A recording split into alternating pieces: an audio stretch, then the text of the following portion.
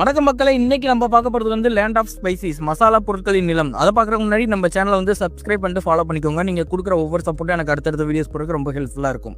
மசாலா பொருட்களின் நிலம் வந்து நம்ம இந்தியா தான். சுமார் வந்து 75% வந்து உலக அளவில் வந்து ஏற்றுமதி பண்ணுது. மசாலா பொருட்களின் ராஜா என்று அழைக்கப்படுவது வந்து கருப்பு மிளகு, மசாலா பொருட்களின் ராணி என்று அழைக்கப்படுவது வந்து ஏலக்காய். இந்தியாவோட தேசிய மசாலா பொருள் வந்து மஞ்சள். உலகிலேயே மிகப்பெரிய மசாலா சந்தை வந்து நம்ம டெல்லியில இருக்கிற காரி பவுலின்ற இடத்துல தான் இருக்கு. இந்த மார்க்கெட் வந்து 1650 வந்து முகல் எம்பரரான ஷாஜகானால் கட்டப்பட்டது. கிமு 50,000 வாழ்ந்த மனிதர்கள் வந்து மசாலா பொருட்களை பயன்படுத்தியதா வந்து பண்டைய கால ஆதாரங்கள் உள்ளன. அது மட்டும் இல்லாம ராமாயணம், குரான், பைபிள் போன்ற புனித நூல்கள்லையும் வந்து மசாலா பொருட்களை பற்றியான வாக்கியங்கள் இடம்பெற்றுள்ளன. இந்தியாவின் மசாலா பொருட்களின் தலைநகரம் என்று அழைக்கப்படுவது வந்து கேரளா தான். இங்கு வந்து கிராம்பு, மிளகு பயிரிடல் செய்யப்படுகிறது. இது மாதிரியான இன்ட்ரெஸ்டிங்கான யூஸ்ஃபுல்லான நியூஸை கேட்கணும்னா நீங்கள் வாய்ஸ் ஆஃப் மிஸ்டர் ஜோசப் சேனலை சப்ஸ்கிரைப் பண்ணுங்கள், ஃபாலோ பண்ணுங்கள், உங்கள் அன்பான சப்போர்ட்டை கொடுங்க. தேங்க்யூ.